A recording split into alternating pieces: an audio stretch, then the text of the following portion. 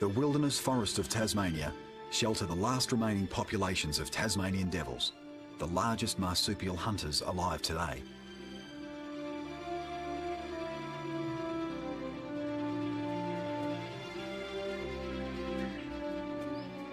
A 4-year-old female devil comes out of her den.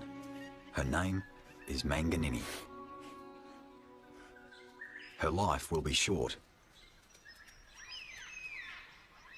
Like the kangaroo, she has a pouch, but unlike it, she's a hunter. And the roos know it.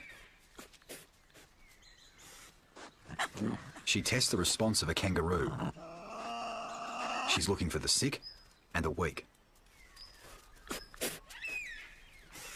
The devil's a meat eater, a scavenger with an extraordinary sense of smell.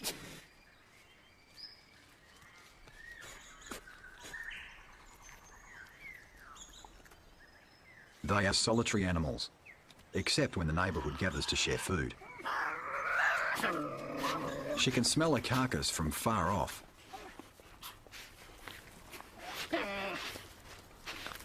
Their Latin name, Sarcophilus, means flesh lover. With jaws like hydraulic presses, they leave nothing behind.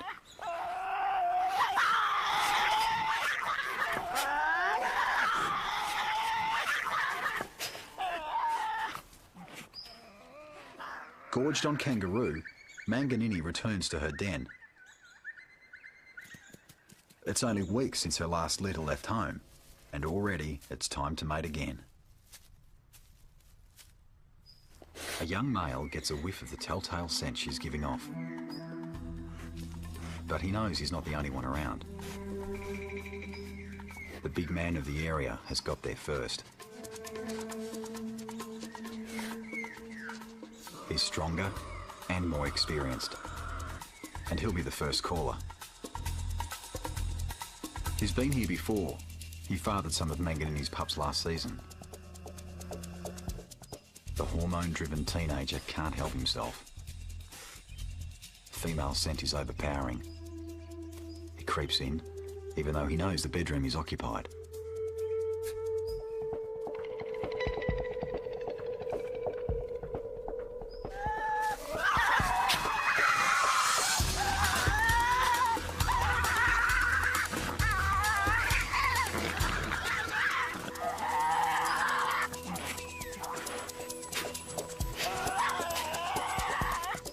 Males can weigh up to 14 kilos.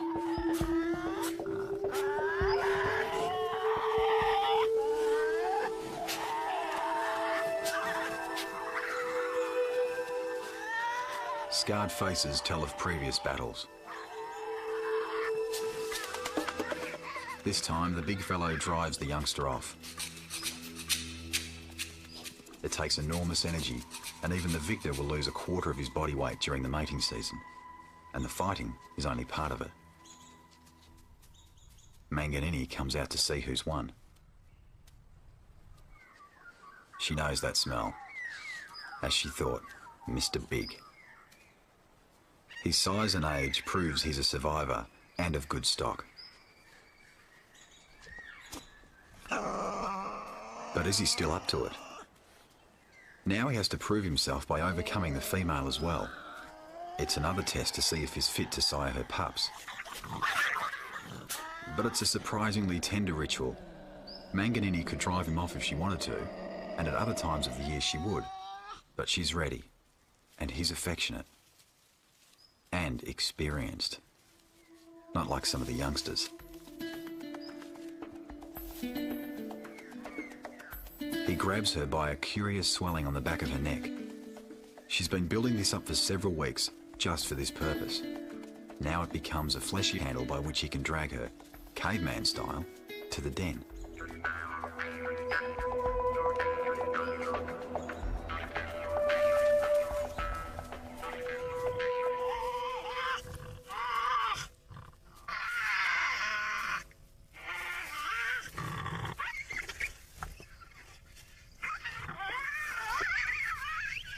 Inside, the wrestling continues until Manganini relaxes. The male will keep her imprisoned here for several days. mating many times and for hours on end.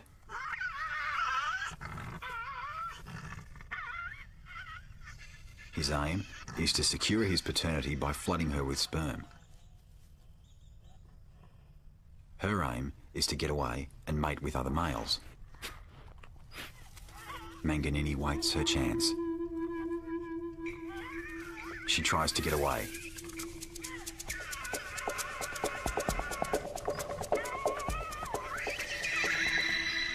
The young male can hear what's happening inside. He might still have a chance. Finally, she escapes.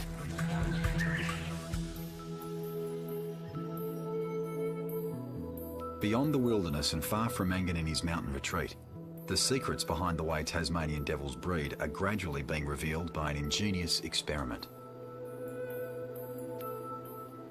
Trawana Wildlife Park holds the largest population of captive devils in the world.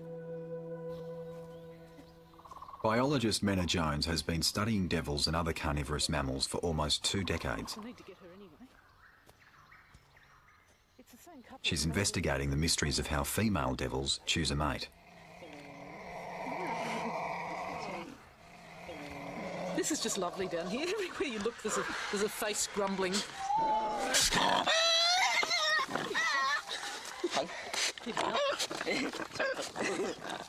actually quiet enough just to hold.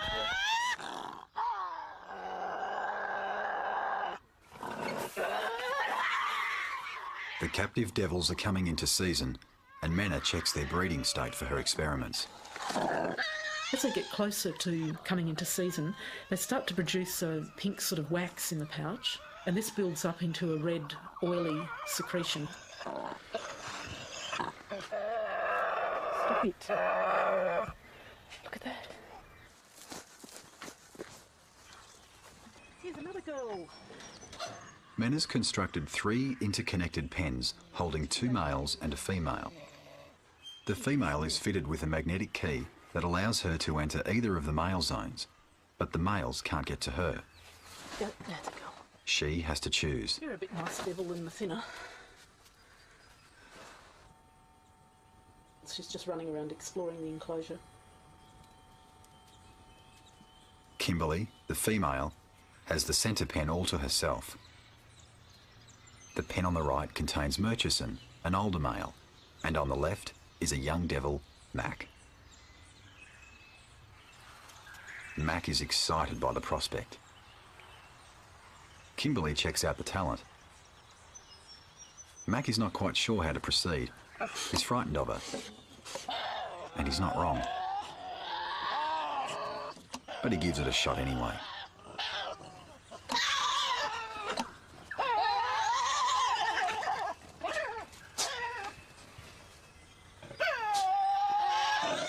The kid just doesn't know what he's supposed to do. The female is totally in control of the situation. Kimberly gives up in disgust and goes home.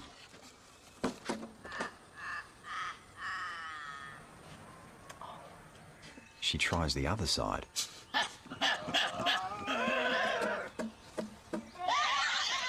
That's more like it. When the male grabs her and subdues her, she can choose to fight or she can choose to be dragged, and very often she would just lie down and almost invite the male to drag her along the ground. That was a real classic because he dragged her on her side for a full 2 metres, and that's about the furthest I've ever seen them dragged. What I found out was that females actually like to mate with older devils and with bigger devils.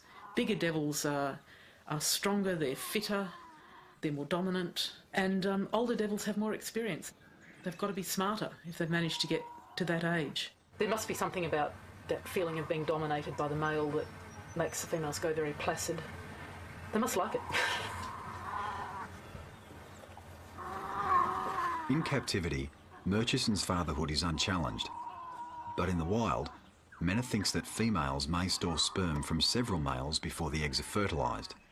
It's the female's way of upping her chances of having at least one strong offspring.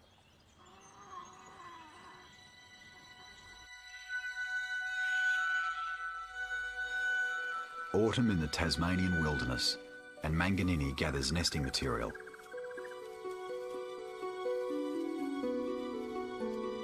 It's only 10 days since Manganini conceived, but already it's time to get the den in order. As the time of birth approaches, she anxiously tries to find the right position. Eventually, she braces herself firmly, with her head down, a critical position if the birth is to be successful.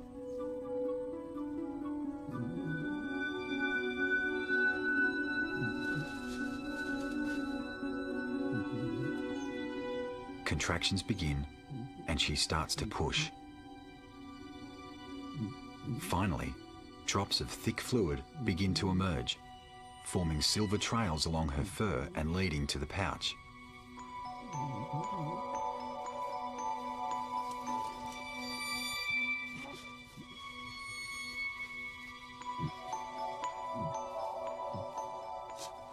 She's in an almost trance-like state, and this helps her stay in position.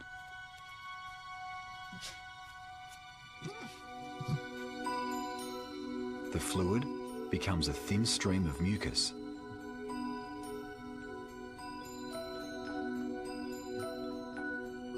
And within this stream are the tiny living babies, each no bigger than a grain of rice. Each will struggle to climb back up the liquid column to reach the mother's fur. She gives birth to up to 40 of these tiny creatures. An incredibly difficult climb, then a struggle through a forest of hairs. The goal is to reach one of the teats in the pouch. It's a life and death race. Because there are only 4 teats, only 4 babies can survive. In Manganini's case, only 3 make it. All are boys. They grow quickly. 30 days later, her boys have developed fine sets of whiskers, and their noses start to change colour.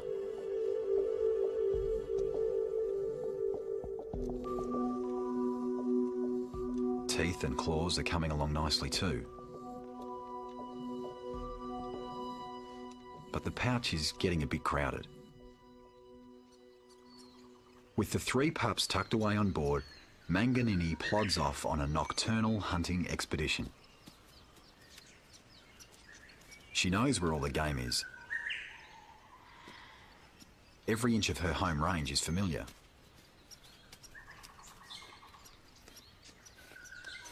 On most nights, she covers about 15 kilometres in search of food.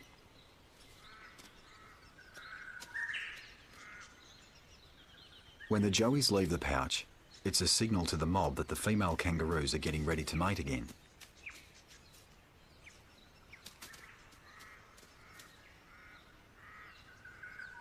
The forest reeks of sex. Echidnas are coming into season 2.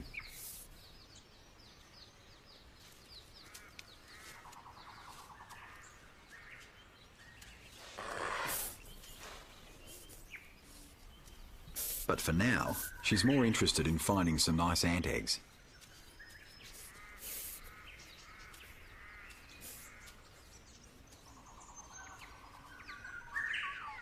As with devils, every male kangaroo must prove he's a contender by oiling up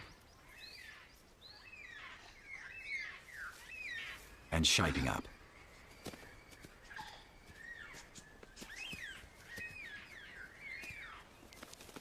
The trick here is to avoid getting your eyes gouged.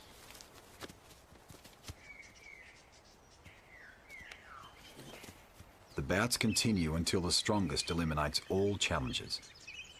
But, like an old devil, he'll only hold the crown for a couple of seasons.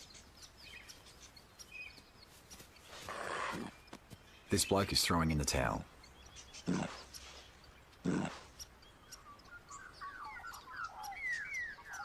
The victor politely pays his respects to a female.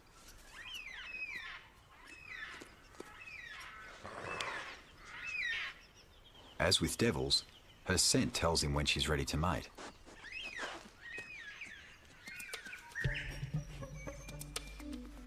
Manganini emerges from an old wombat hole. She's driven by her stomach and led by her nose.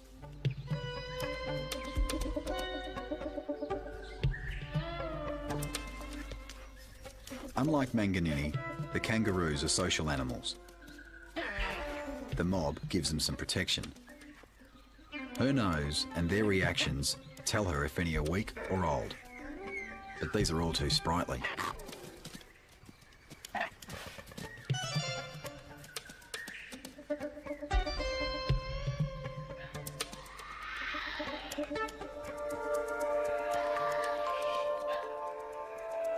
Up until 500 years ago, devils also roamed mainland Australia. It's only because Tasmania is cut off by the ocean that devils have survived at all. This is their last stronghold. Manganini's hunting range extends beyond the forest into the cultivated valley below.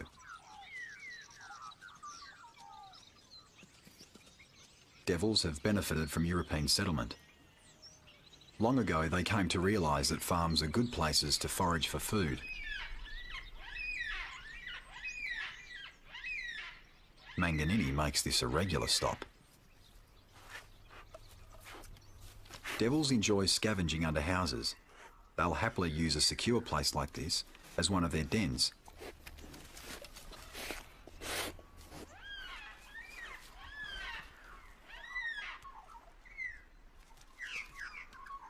Devils are very methodical and opportunistic.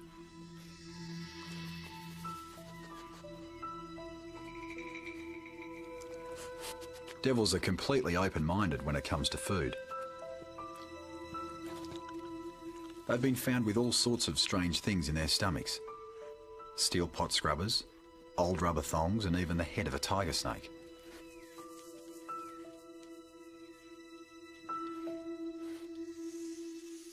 They've got industrial strength digestive systems. But agricultural machinery might be too much of a challenge.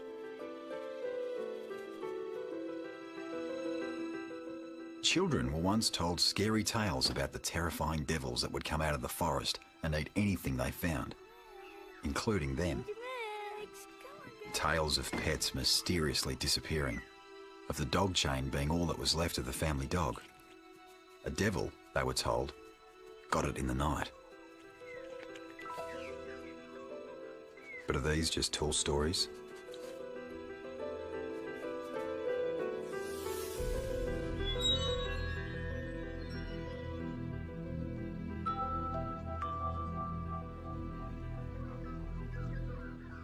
Manganini settles for the cat food. The fact is that the dog would be more than a match for a devil. What's going on here? Farmers used to kill devils. They blamed them for losses of young lambs. They so ruthlessly trapped its larger cousin, the Tasmanian tiger, that it became extinct. Since 1941, all devils have been protected, but some farmers are still wary of them. And so are some lambs. But a dead one is fair game.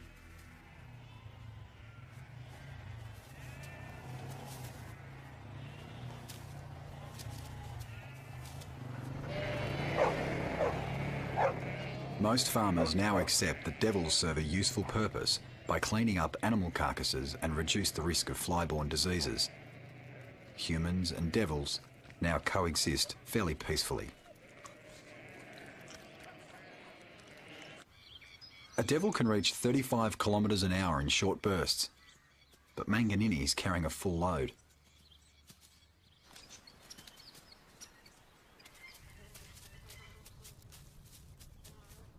Having been out all night, all she wants to do is sleep all day. But the boys have other ideas. Only a few days ago, their eyes opened and they came out of the pouch for the first time. And already, all they want to do is play.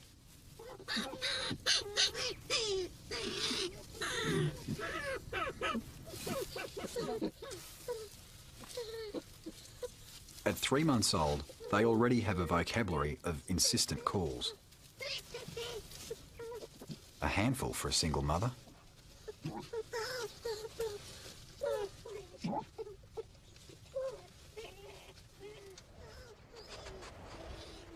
As winter approaches, the cold Antarctic air rolls in from the south.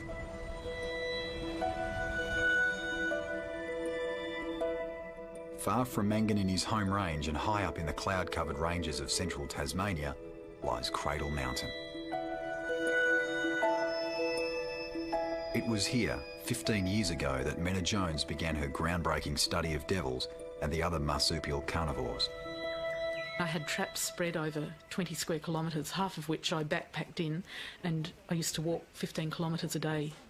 And I was able to find out that the devils mostly used forested habitats that were fairly open underneath that would help them to hunt because they need to run very long distances. I was out of doors 16 hours a day, frequent snow in winter, but it wasn't dry snow, it was wet snow that fell down the back of your neck and soaked you to the skin. The devil isn't comfortable in the snow either, but it must continue hunting in all weather.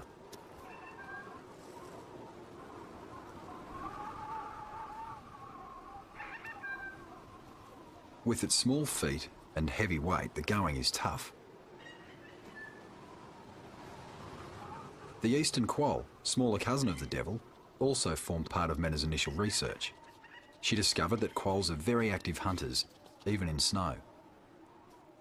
A much larger brush-tailed possum is wary of them.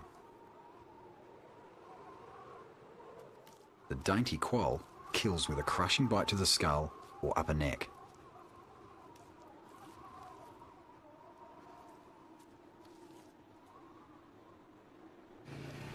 Menna's study area included tourist resorts, and she found the native animals regard buildings as just part of the landscape. The wombat knows it's warm under the chalet, and there's the possibility of a free lunch.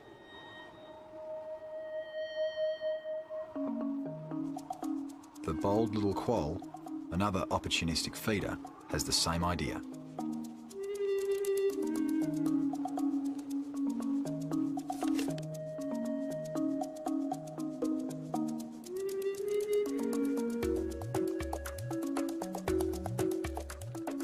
Like devils, quolls are highly intelligent and will take advantage of whatever luxuries humans provide.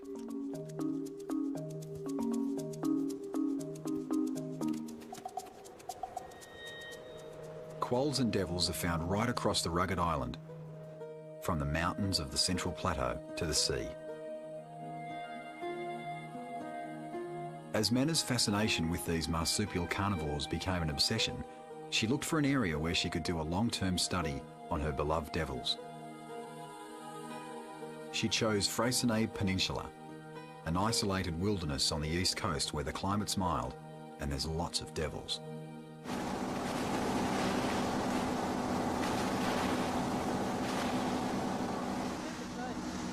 Always had a dream of doing a very long-term study of devils where I can follow through 10 or 20 generations of animals and follow particular family lines through and particular personality traits and find out who the successful families are, who the successful fathers are, and how this is carried on into their kids and their grandkids.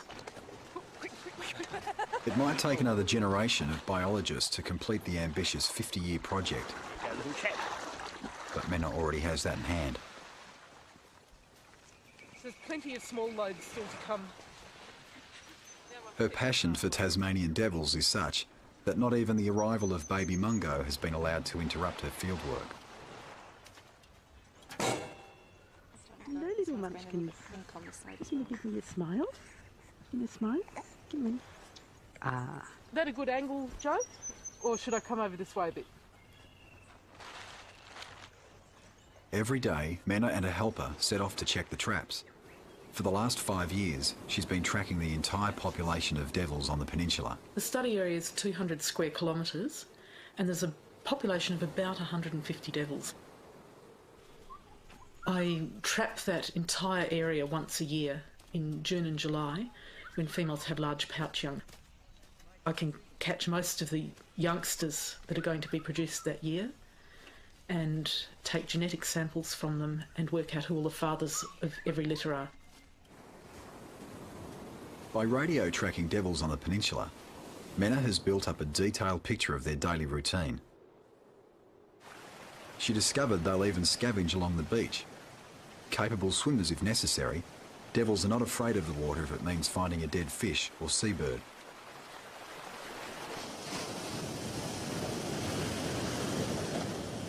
But they prefer to hunt inland, where there's more game. And the meals are larger.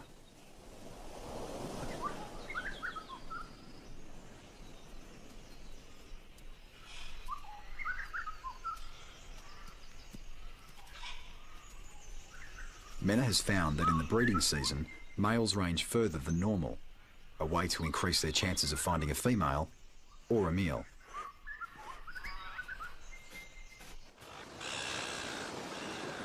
Night falls, the humans go inside, turn the lights on, pull the shutters, shut out the outside world, that alien nighttime world out of doors. Mungo's adapted very well to this. He's now 8 weeks old and he's on his 3rd trip out here. He'll just go to sleep and be carried along. He's nice and snug and warm until you stop, then he wakes up. And then there's a whole soap opera of animal life starting up in the bush.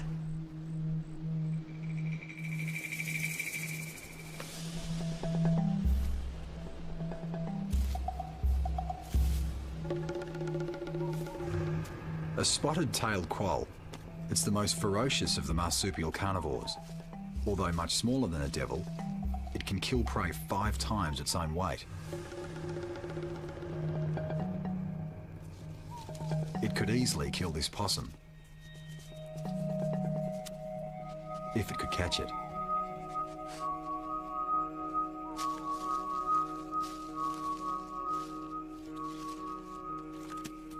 The quoll shares the same range as the devil and directly competes with it for food.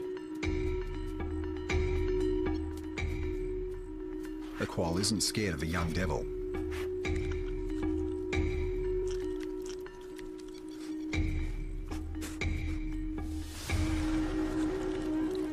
But it's no match for an older one.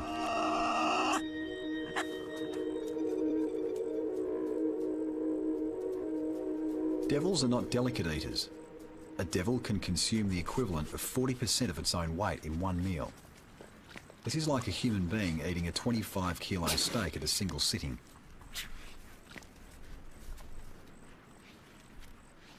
Devils eat bones and tough skin, and the crunching noises of a devil feeding on a carcass can be heard from a very long distance by other devils. So it's very difficult for even a lone feeding devil to keep the carcass a secret.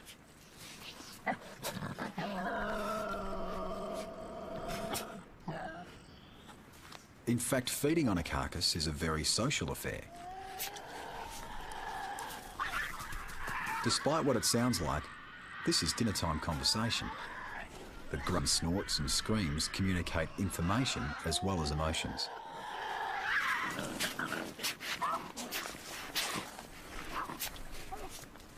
Fighting actually helps dismember the body.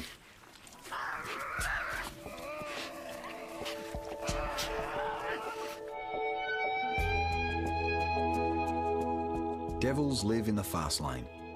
Menna tracked one male that clocked up 50 kilometres in a single night. This one is heading to a favourite spot.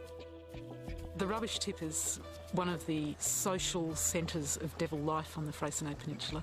Everybody but everybody gets trapped at the tip sooner or later.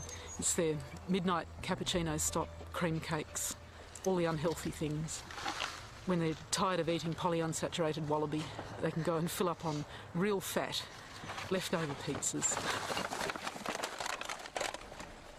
When the bins are only half full, the devils get trapped inside, and Menna makes regular stops at the tip to help get them out.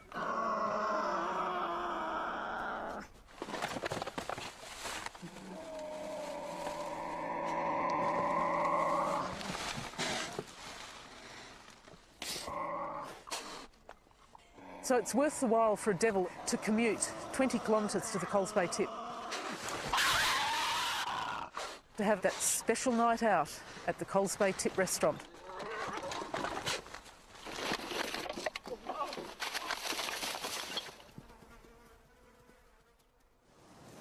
Menna checks the traps along the whole length of the peninsula. DNA samples enable her to identify devils at every stage of their lives. As well, can he come down? She knows each devil personally. This is female 259, a 3-year-old that had her first litter last year.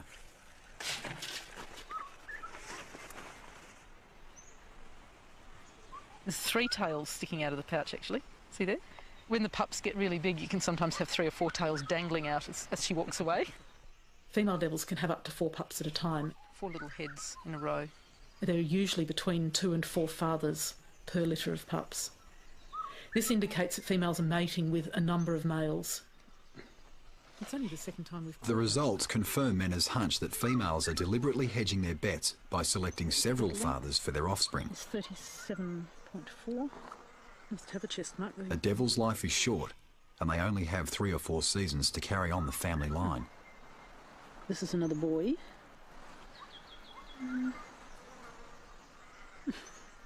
She's also finding that certain personality traits are passed on from one generation to the next. 0.4. Okay. See, just be a little bit careful. Female 259 is quiet and easy to handle, just like her mother. Oh, you're kidding, aren't you? You could turn around and just nail me, you know. Well, sometimes.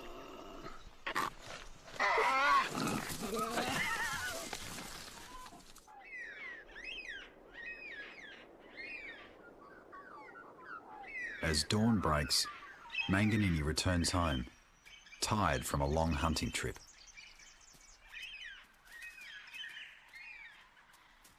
Her pups are 5 months old, and she now leaves them in the den.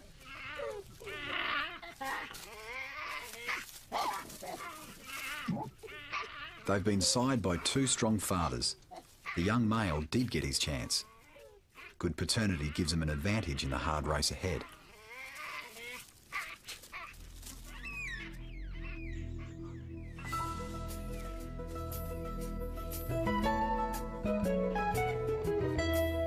They're vulnerable at this age and they have not yet learnt about predators.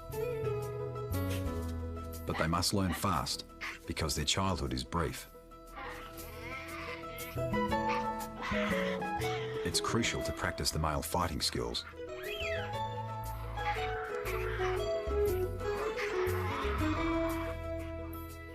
Their warning systems are kicking in too. It's safer inside.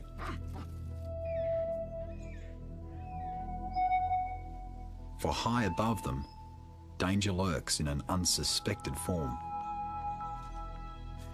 A nest of spotted-tailed quolls. One of the young devils would make an easy meal for them. Quolls can rear 6 young, compared to the devil's 4, and they too have a number of fathers for each litter.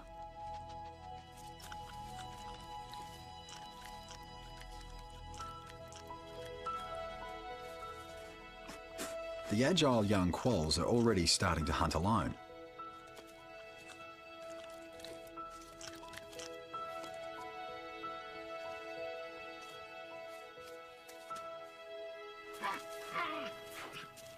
Like quolls, the young devils must learn basic survival skills at an early age, and Manganini gives them a bit of schooling.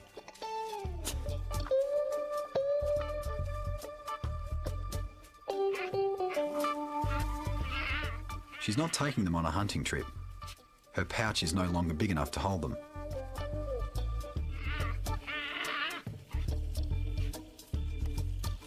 But it's no joyride either. She's encouraging them to venture further from the den. They must become familiar with the home range so that they can find their own food. This is where they get a drink. And this is a tricky bit.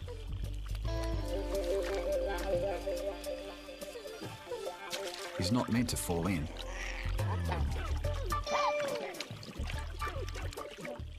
It's all right. Mother's got him.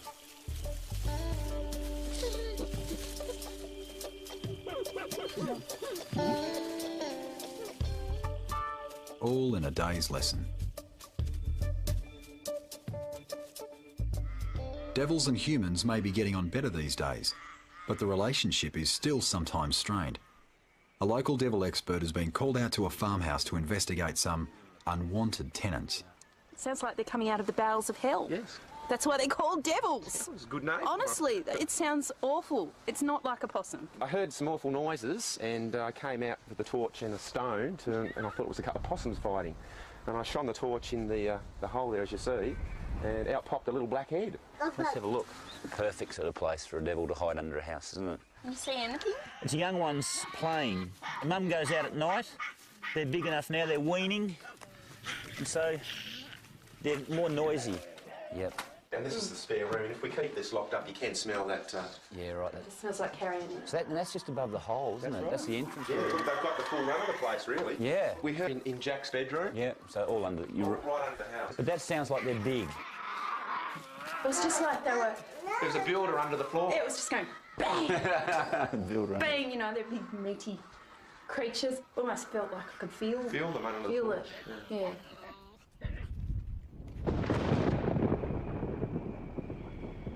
The sparsely populated island stands in the path of the westerly gales, and spring rains drench Manganini's home range. But she must continue to hunt each night. Nothing can dampen her sense of smell. Never mind if the flesh is rotting, a devil's stomach can cope with anything.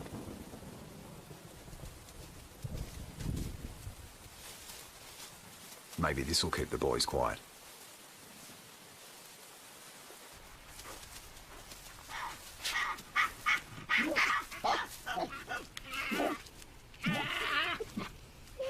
The pups must learn to tear a carcass apart. The size of teeth and jaws determines what size prey a carnivore will eat, and even young devils are very well endowed in the dental department.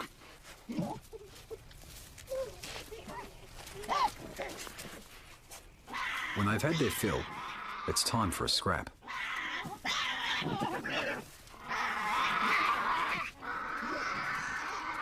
And a bit more exploring. At 7 months, the boys are now venturing as far as half a kilometre from the den and are learning to hunt for themselves. They'll pick up lizards and insects and look for nooks and crannies that can provide shelter.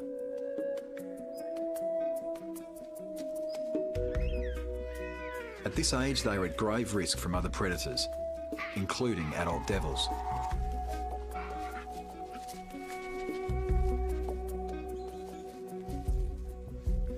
Death can also come from above. The wedge-tailed eagle is the largest bird of prey in Tasmania.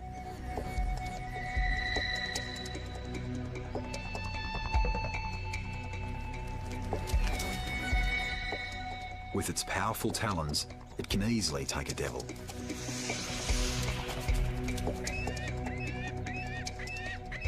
But the greatest danger doesn't come from the sky.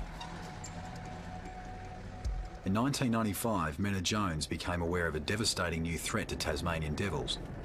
A killer disease was spreading across the island. Soon, it was being recorded in epidemic proportions. The devil population plummeted.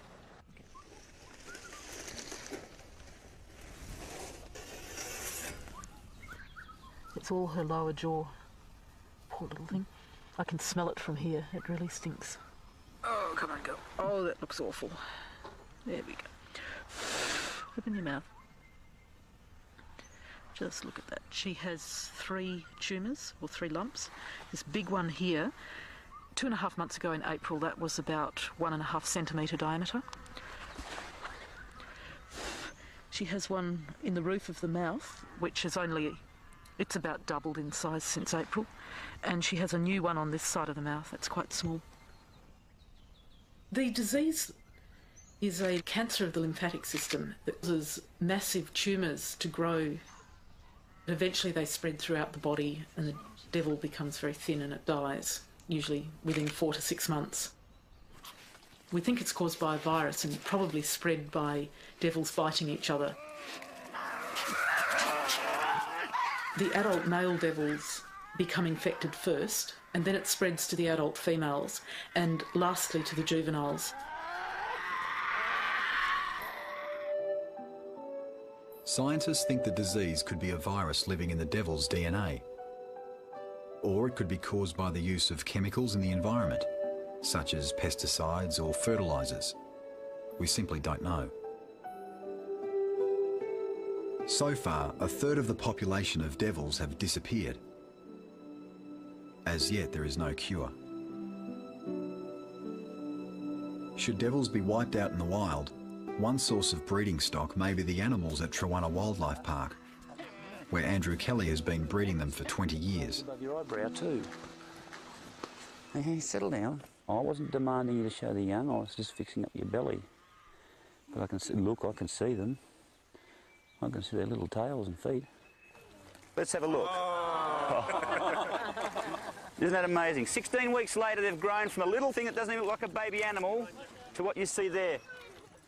By raising orphan devils and breeding from them, Andrew maintains a broad base of genetic diversity in his captive population.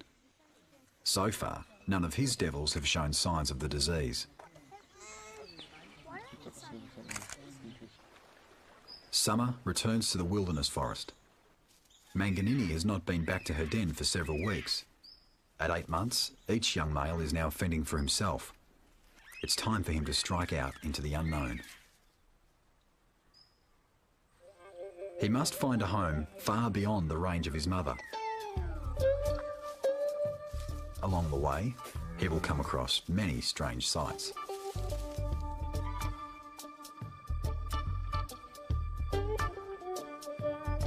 Even giants don't frighten him.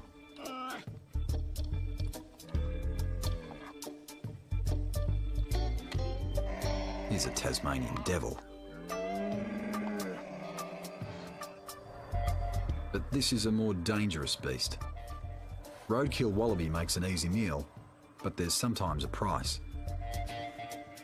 Not even a devil can stare down a mechanical monster. Over the next 2 years, every other male he meets will challenge him.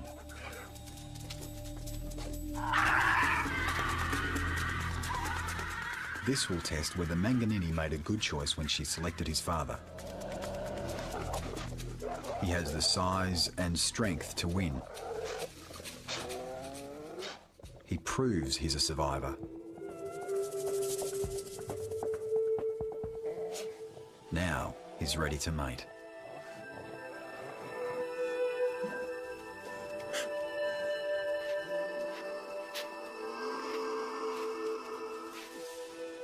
Soon another generation is finding its way. Manganini's grandchild is a living reflection of the rugged wilderness of Tasmania. It's tough, it's a survivor, and it's the last of its kind on Earth.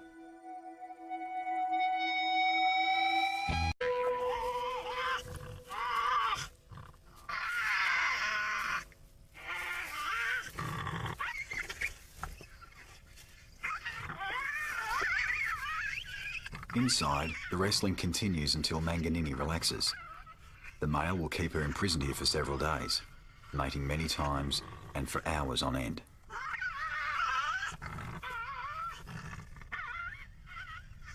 His aim is to secure his paternity by flooding her with sperm. Her aim is to get away and mate with other males. Manganini waits her chance. She tries to get away.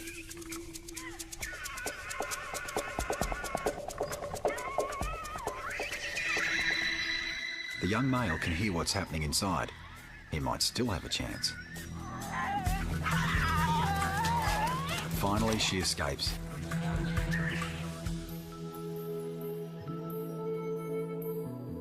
Beyond the wilderness and far from Manganini's mountain retreat, the secrets behind the way and the fighting is only part of it.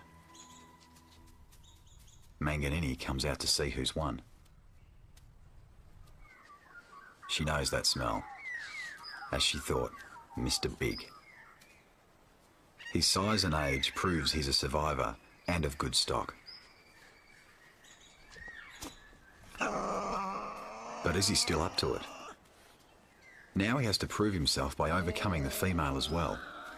It's another test to see if he's fit to sire her pups. But it's a surprisingly tender ritual. Manganini could drive him off if she wanted to, and at other times of the year she would. But she's ready, and he's affectionate, and experienced. Not like some of the youngsters. He grabs her by a curious swelling on the back of her neck. She's been building this up for several weeks, just for this purpose. Now it becomes a fleshy handle by which he can drag her, caveman style, to the den.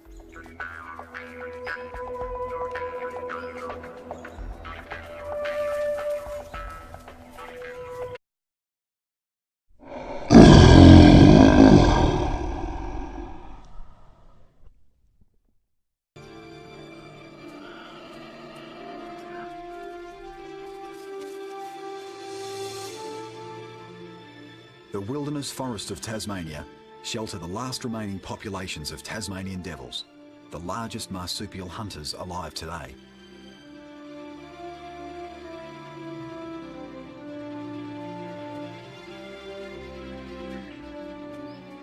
A 4-year-old female devil comes out of her den.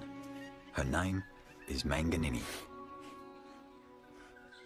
Her life will be short. Like the kangaroo, she has a pouch. But unlike it, she's a hunter. And the roos know it. She tests the response of a kangaroo. She's looking for the sick and the weak. The devil's a meat eater, a scavenger with an extraordinary sense of smell. And he'll be the first caller. He's been here before. He fathered some of Manganini's pups last season. The hormone-driven teenager can't help himself. Female scent is overpowering. He creeps in, even though he knows the bedroom is occupied.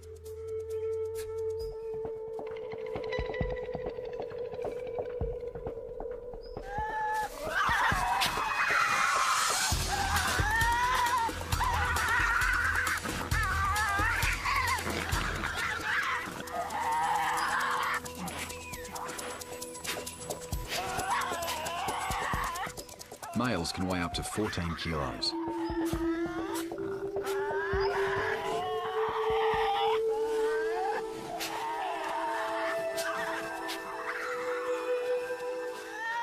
Scarred faces tell of previous battles. This time, the big fellow drives the youngster off. It takes enormous energy, and even the victor will lose a quarter of his body weight during the mating season.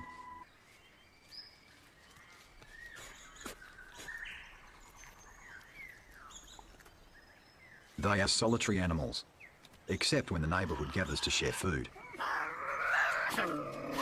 She can smell a carcass from far off.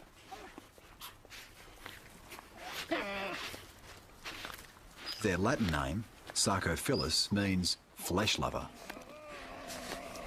With jaws like hydraulic presses, they leave nothing behind.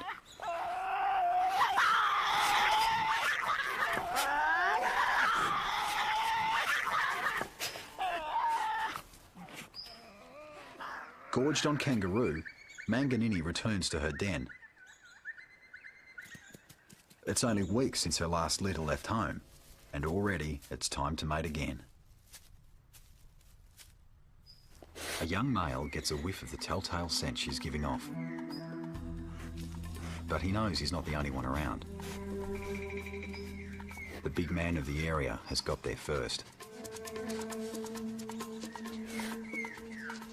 He's stronger and more experienced.